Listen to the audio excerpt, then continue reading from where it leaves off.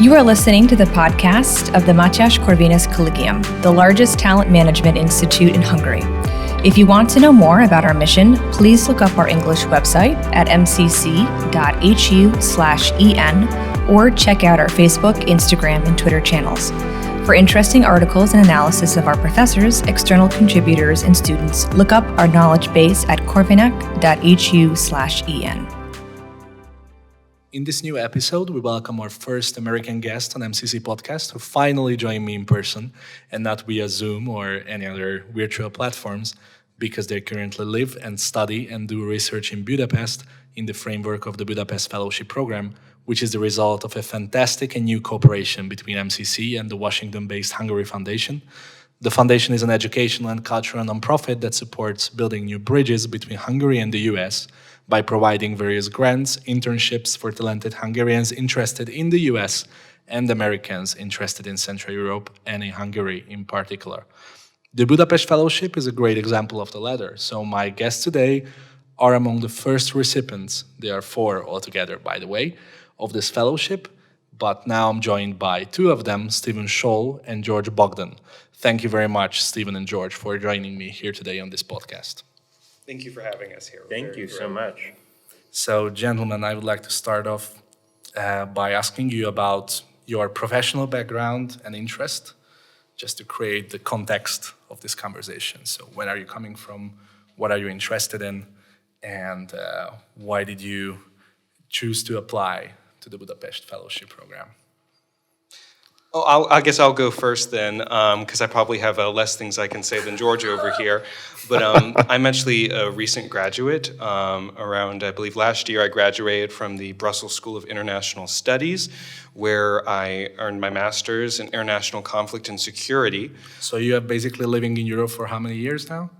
On and off, not quite a while in a row, but I've lived for around a year in Brussels when I was getting my master's, and actually a couple months in Greece during my undergraduate. I studied abroad outside of Athens for a semester, and now I guess here for my second year in Budapest, so very excited about that.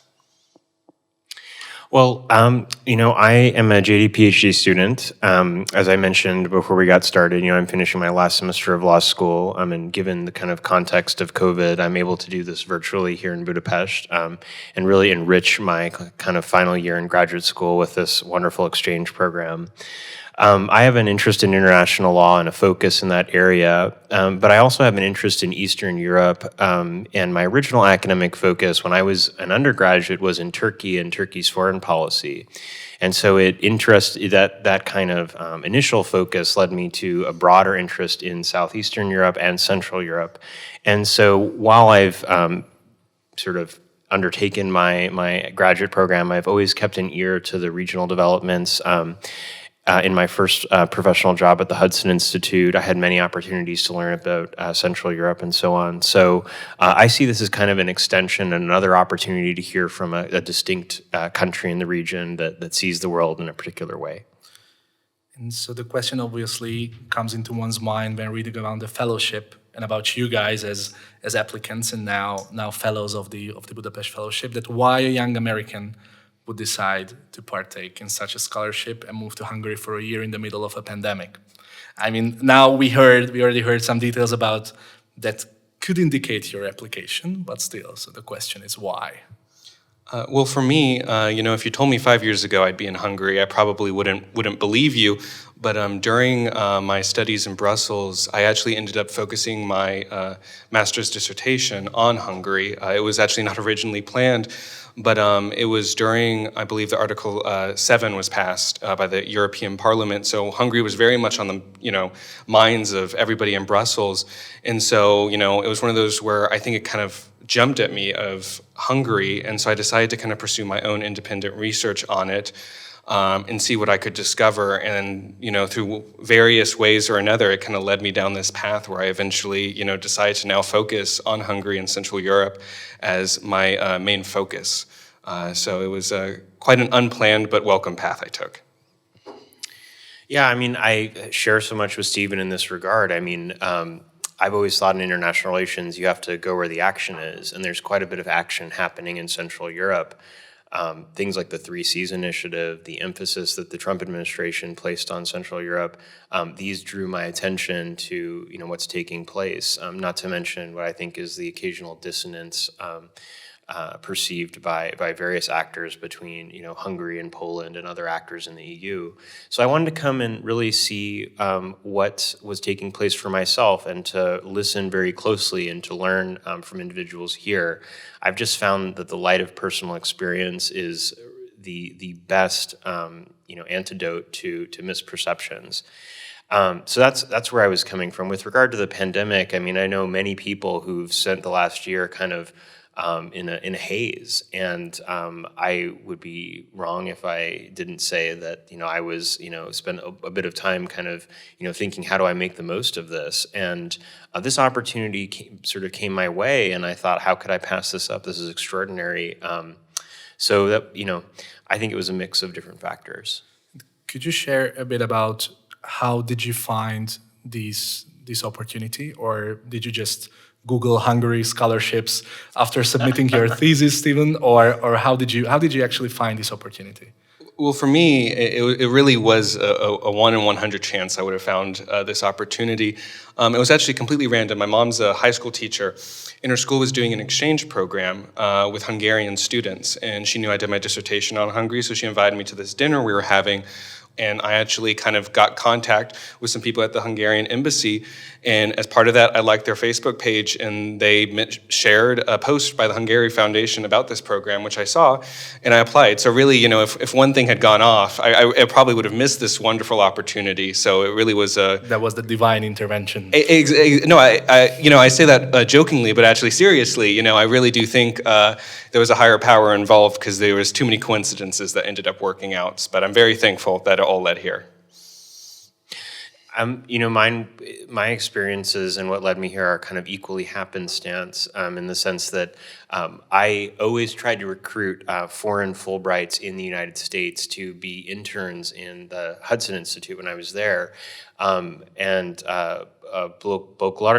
Bolgi, I believe that's her last name. It sounds like her first name shortened, but anyway, she became an intern at the Hudson Institute, and she asked my boss at the time, Walter Russell Mead, to give a lecture to the young Hungarian leaders, and he had been hoping to do so, but his schedule changed, and so then at the last minute, I came and gave a lecture at Meridian House to the Hungarian Young Leaders Program, and I had a marvelous time. I mean, these are some of the sharpest young people I've ever interacted with. And we had a marvelous discussion about American foreign policy, and I kept in touch with the great guru of American-Hungarian relations, Anna Smith-Lacey, and I follow her on LinkedIn, of course. And I saw this, and I thought, my goodness, I have to at least submit an application and see whether I could come and learn some more, and that's how I ended up here. So. Well, I'm pretty sure that wasn't a coincidence that you haven't been accepted. So. Yeah, really, that's involving a higher power, but still relying on personal motivation. So let's focus a little bit on your presence here in Hungary, and at what happened after your arrival. You both have host institutions and professional personal mentors, so to say, who help your research. Could you share a bit more about these places that are hosting you, and how can they help your work here? Sure, I can go first. So I'm actually working out, I'll test out my Hungarian here at the Nemzeti Emlékezet Bizottsága. So I'm working with Aaron Mate, and he's been a wonderful mentor so far. He's so knowledgeable on the communist period, where I'm focusing my research on. Specifically, I'm researching education policy during the Rákosi period, and he has just been, a bastion of information and help. And I've really been thrilled to work at the organization. It's very interesting to see, because obviously in the United States we don't have an official committee of remembrance, but I interned at the Victims of Communism Memorial Foundation, which is the closest thing to a committee of national remembrance. So it's so cool to see how kind of researching memory and national reckoning kind of translates across the Atlantic, because it's so much more personal here. As one could be expected. But that kind of covers most of my relationship with the host institution. They've been absolutely wonderful. They've taken me on trips. to see Memento Park, museums across the country. So it's really been a wonderful experience for me. And you, George, you're at the Danube Institute? Yes, and I have to say, I think that one of the crucial things that Americans can do that's an intermediate step, if you don't have time to come to a foreign country and spend, time doing research on your own, is to, read the publications of organizations like the Danube Institute. Not necessarily because, you'll agree with them 100%, but it enlivens, I think, your awareness of how that group of people see the world. And that's kind of been magnified by my time at the Danube Institute because, of course, I spent some time investigating their publications and learning about what they do. And now, every day when I go there, I have a wonderful lunch hour with them where I hear what they're up to. I get to read their drafts. I get to comment on ideas for future publications. I'm extremely lucky to work with Istvan Kish, who is providing me plenty of insight into how this government and previous governments have looked at foreign policy.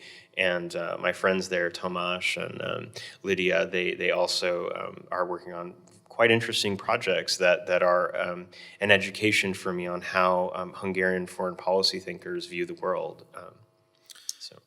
Yes, and despite the pandemic, you don't always sit in your offices or have meeting with your mentors. In fact, you've got many opportunities to get to know a bit better, despite this whole corona crisis, maybe Budapest, the people around you, and maybe other parts of the country as well. Stephen, you've already mentioned that you're visiting certain other places of Hungary as well.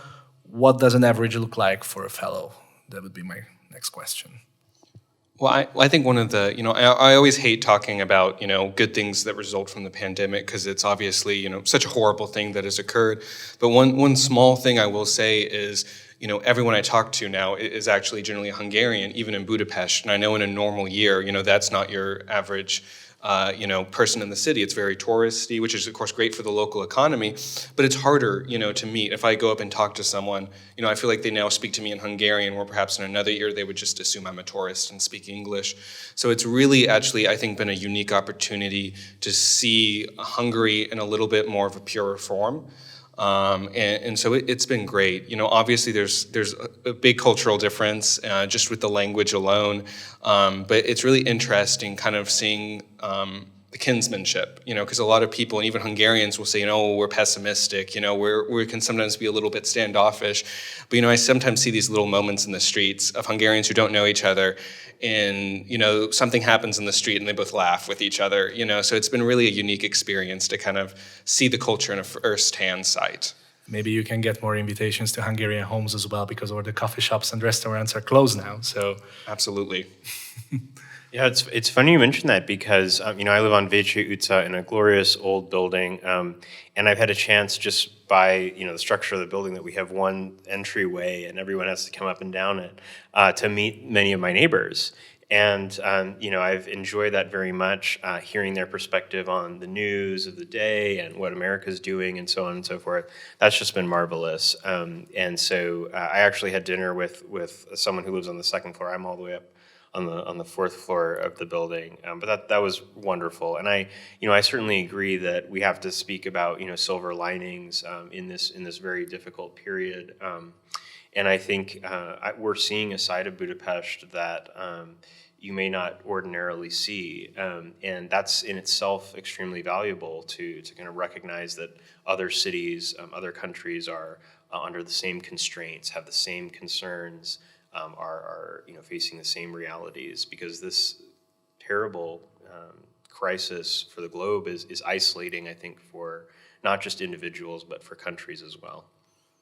So now that you've mentioned the question of the language, now I'm recalling a little memory that when you arrived, or you, Stephen, were there, I think, at that little welcome event a few days after your arrival.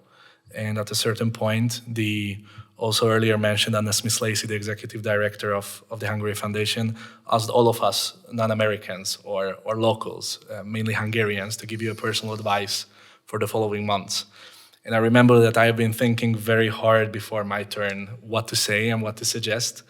And yeah, ultimately I found a good one, I believe. I said that do not let you discourage when it comes to the Hungarian language. So I just want a little follow up here. That how do you advance with that, and what are your experiences with the language?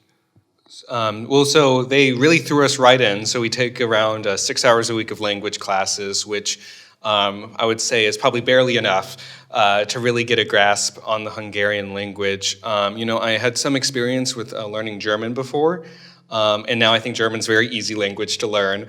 But, as different as Hungarian is, just I think sometimes the thought process is different.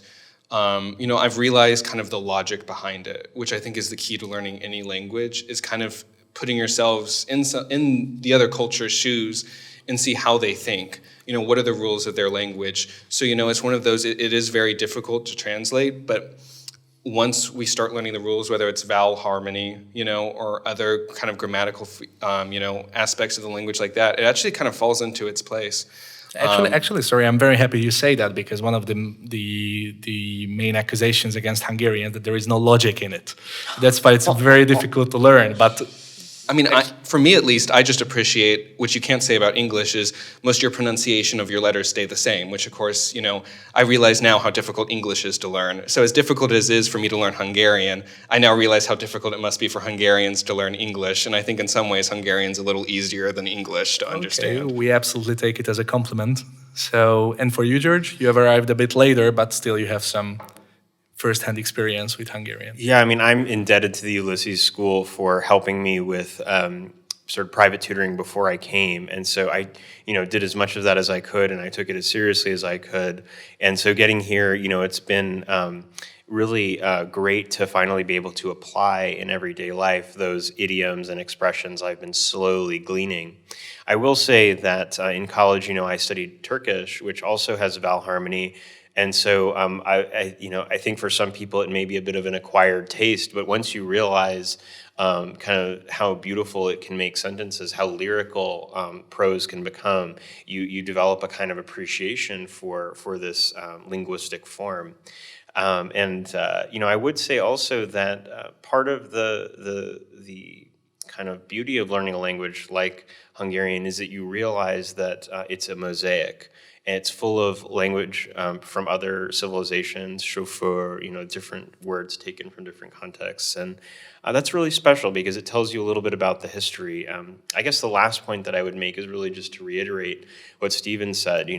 I grew up in Hawaii, one of the most ethnically diverse states in the Union. And you learn very early on the kind of mixture of languages that takes place, but also the necessity of being not just bilingual or trilingual, but bicultural and tricultural. And so seeing my peers at MCC and other places adopt, various, activities and customs, and that attunes me to what Hungarian culture is all about, and I cherish that. And speaking of the language and the culture, I think both of you are well informed about Central Europe and the Hungarian history and customs more, or the traditions, compared to the average Americans. And I think it's absolutely normal. So it's not a bad thing. On the contrary. So my question would be, what kind of initial thoughts or impressions had you had about Hungary, and how have they changed with time? Like you had it before, like impressions or readings about Hungary, and what kind of people are living here, and then what have you experienced? For me, I'm trying to think. So I made a typical mistake, one often made in Brussels, where when I researched Hungary, I didn't visit Hungary. But it was one of those that even not being in Hungary, I took a really honest approach and read through Hungary's history. And so I think I was able to get a fairly good grasp. And actually one of kind of I think something I really enjoy is coming here and realizing I wasn't wrong. And it was one of those, I was like, oh, I read about this, and now I see it in person. So a lot of kind of my perceptions, I felt were actually kind of fairly accurate, because I tried to get a good perception before I came. I read one of Cambridge's short histories of Hungary before I came here to try and get a good grounding before I came here. But there's a couple of things I will say. it's one of those, you come here and someone who's been in Brussels for a while, I've never lived in a post-communist country. So I think that was probably one of the shocks, is coming here and realizing that in many ways, Hungary is still only 30 years past that, And I think we'll probably talk further about kind of cultural difference between Americans and Europeans, and that's just difficult. Yes, please just name a few examples, because I think it's really interesting, at least from a Hungarian perspective, but I think from an American one as well, that when you arrived, what could you see or examine professionally and see as a difference that you are now in a post-communist country or in a... Well, I unfortunately made the mistake of sitting on the left-hand side of the plane when I flew in, and so instead of getting to see the beautiful downtown Budapest, I saw all the Stalin blocks and all the housing, and I think architecture, and that's something I've studied while working at NEB, is the architecture of the communist period. And so to me, that's one of the most remarkable aspects of Hungary, where you see these beautiful buildings, and right next to them, at least in my humble opinion, are much uglier buildings. And realizing, how much that effects has. But, I feel like there's still, I think a lot of, for example, some of the poverty you see in Hungary, I see as directly attributed, and I think Hungary, and I don't mean that as an insult, and actually rather I think Hungary has come remarkably far, especially if you compare it to other post-communist countries, especially further east, how remarkable it is and how far Hungary has come from the communist period. You see these social, wounds that were inflicted on Hungary by the communist period, and I think that's just so remarkable, and I think so difficult for an American to understand. I definitely think that's there. Well, I mean, I don't have so much to add. I think, I didn't come to Hungary with as clear and developed a background in its history as Stephen, and it's why I really enjoy learning from him. I had really learned about Hungary as a constituent of the Soviet Union during the Cold War, and as a student of the Cold War, you sort of have to be a student of the Cold War in order to study American foreign policy in the 20th century. And I think that in stitching it together, there's a loss of the vividness of the experience of this country and the particular suffering of its people during that period that I didn't comprehend. I've sort of teased Americans that I know when they say, "What are you doing there?" That all they know is that it comes between Bardo and Alabama Khrushchev. It's from Billy Joel's famous, "We didn't start the fire." Anyway, I mention that because, we've been doing things like we've gone up to Shalgotian and we've examined, parts of the country that were in some ways integral to the Soviet narrative. This is the place where Yuri Gagarin visited outside of Budapest, the Seoul place, I think. And also it's the site of a terrible massacre. And so the paradoxes, the complexity of that history has been brought into sharp relief for me in a way that, the kind of gray remembrance of secondary sources in history, can't deliver to you. So that's how I would say, I haven't had any radical shifts in my opinion. I came here very open-minded with an open heart, but I certainly am learning more about the fine-grained detail of that Soviet experience and its resonance for the present. And Stephen, now I would like to turn to you with a particular question, because your research focuses is on history, and as you've mentioned, on the Rákosi regime, which is one of the darkest chapters of the Hungarian history of communism as well. And you also wrote a great article for the National Review recently, which was published on Christmas, I think exactly on Christmas Day in 2020, about the communist Christmas story. So we have already touched upon it, that although you both are coming from a country that luckily has never experienced any totalitarian regimes, but these very bloody and terrible lessons of history has something for everyone, to learn. What's your take on it, and what would you say regarding this whole topic? I definitely think there's something, Americans can learn from, unfortunately Hungary's, I don't want to say Hungary's experiment because it wasn't your experiment, it was forced on you by the Soviets, but your experiment with communism, or at the very least an awareness of it. Because something I had to continue to wrap my head around, in the United States, there's a nostalgia for the 50s, 60s, and 70s. We think of the fashion, we think of TV shows, and it's kind of viewed as this like great, like we love shows about the 70s or 50s. And in Hungary, these were incredibly dark times. The 50s were the darkest time in the last century of Hungarian history. So there's this great, I think, great kind of view of how lucky you are to have the freedoms you have that Americans take for granted because, like I said, we've never lived, or the majority of us have never lived under totalitarian regimes. And that's, I think, what I've learned most from our organization that I work for is kind of understanding that. And I think it's also important because obviously we talked a little bit of before, but, I unfortunately see some similarities between the things that happened, under the communist period with what occurs today. I think a lot of what we think of as, witch hunts or our cancel culture is actually somewhat very similar to what you see. One of the things I always notice is, anytime someone became a problem, they were accused of being a fascist and then dealt with. And that's not actually terribly different between what you see today. And while I, of course, think we should always worry about fascism and try and silence it in our culture when it rises, I do think you start seeing nowadays where, anything that's viewed as unacceptable is now labeled fascist. Or, and like I said, counter-revolutionary, as they would use in the Hungarian time period, and dealt with. And for example,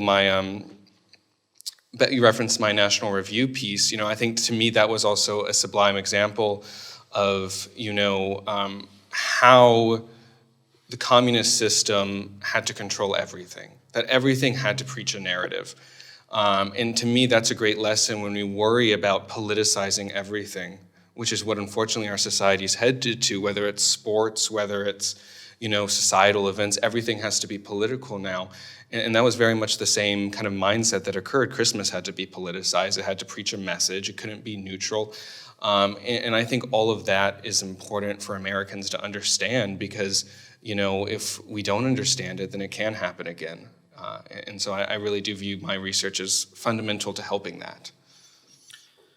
George, I read one quote about you by your mentor, István Kis, who is the executive director of the Danube Institute. And he wrote about you that you told him earlier that the memoir of Lajos Kossuth was one of your most significant reads in your lifetime. So my question would be, how did you even find this book in the US? And how did it become one of the most significant reading experiences of your life? Sure. So, I was actually in graduate school in the UK when I read it, but, I was still very much, an American trying to understand what I think is a fundamentally American desire, which is to establish and maintain Republican government. And so at the time I was in a course called Classical Theories of International Relations, which is one of the marvelous courses that Oxford provides that I think is a rare opportunity for those in the discipline to kind of think about how, we developed this idea that there was, a separate arena of power relations among countries that we can analyze, right? And so there are different schools of thought, and one of the schools of thought that has been discussed is this concept of a Republican tradition or a Republican tradition of war, which is, how do you define a country and where does its legitimacy come from? And so in the context of studying that tradition of thought, I examined Kossuth in relation to thinkers like Thomas Jefferson, Paoli, Garibaldi, all these leaders who attempted in the 18th and 19th centuries to establish republics in their Western milieu. And so in that sense, Kossuth is part of a fabric of that period that was an attempt to create countries. At a broader level, I argue now that we need to think about people like Kossuth because in a sense, he's a nest of contradictions. He came from a multi-ethnic province in the north. He came from a heralded, famed Hungarian family. Yet he had the same skepticism for the sort of aristocrats of Budapest as he did the authorities in Vienna, right? And so he gives us quite interesting insights about where our contemporary instincts come from when we ask questions like, who gets to define a nation? Where does a nation come from? How significant are borders? Because the title of his memoir, My Life as an Exile, really powerfully captures his sense that he never attained and that the Hungarian people were deprived of a homeland in which they had what we might call today self-determination. So that's how I came to study Kossuth, why I treasure the opportunity to discuss him with Hungarians, and why I always keep my ears open when they criticize or when they disagree with him or when they agree with him. Those are all things that help me to understand where he fits in the miraculous history and particularly the intellectual history of this place. Well, unfortunately, the time is short, as the apostle says, and so we have to close, although I would have 1,000 more questions to you, really. However, let's also use this occasion to speak to your fellow Americans who are listening to this podcast right now. And I would have, on this regard, 2 final questions to you. The first one would be, why would you recommend them or to anyone to get to know Hungary or even visit it? And the second one, to whom would you suggest or recommend the Budapest Fellowship Program? Well, that's a tough question. I think there's many reasons to visit Hungary, but I think it's important to visit for Americans because it's going to sound like a contradiction, but because it's so similar and yet so different. I think in many aspects, Hungary's fierce sense of independence is very similar to an American sense of independence. But, as we kind of a little bit talked about with their history is very, very different. And so I think just visiting Hungary, even if it's just visiting the cities and not an in-depth historical tour, I think you really will experience a culture that you can definitely have, similar, obviously we're all part of Western civilization together, but one that really kind of has a unique outlook. And I think kind of what we talked about, that helps raise American awareness. So I think there's several reasons, but for me at least, I would recommend Americans to visit it because I really do think they'd get a new perspective and one that they could actually understand because of the similarities. And then for those who want to apply for the Budapest Fellowship Program, I think for me at least, it is great for recent graduates. I think it is something you can really put a capstone on your academic career, before you enter the workforce, especially whether it's learning the language. Not many Americans know the Hungarian language, so that's, worth its weight in gold, whether it's in the private or public sector. I strongly recommend, as a junior fellow at least, this program to, recent graduates who really love foreign policy. It doesn't have to be Eastern Europe, or Central Europe, even if it's, Asia or Western Europe or Africa. I think all these areas intersect, and I think Hungary really, this program just would be a great start for that career. Yeah, I mean, there's a lot that's even said that I think I agree with. If you believe that you have, the capacity to listen more than you can speak, which I think is a crucial component of any time that you spend abroad, really, you have the capacity to do well on this fellowship because this is a period, I think, of great tension and uncertainty, specifically in transatlantic relations. And those concepts that have been trumpeted to unite the United States to Europe are being contested. And certain countries in the Central and Eastern European region are routinely criticized in a kind of rote way. They're treated as a monolith. And sometimes we see even our leaders lapsing into what I think are really unnecessary kind of generalizations. And so if you want to be part of the attempt to bring more nuance to the conversation, then this really is the opportunity for you. I mean, all the specific advantages of coming to a foreign place and trying to learn the culture and language that Stephen mentioned are of course true. But I think just in pragmatic terms, if you think that you will learn more from talking directly to people, then come and do so. Try. It's a remarkable thing to do, and it's certainly time well spent. So, George, Stephen, thank you very much for your time and for joining me here today in MCC Podcast. Thank you very much for having us. We really appreciate it. Thank you. Thank you for listening to this MCC podcast episode. For further media content, please look up our English website at mcc.hu/en or look for us on Facebook, Instagram, and Twitter. If you want to read more by our professors, external contributors, and students, check out our knowledge base at corvinus.hu/en.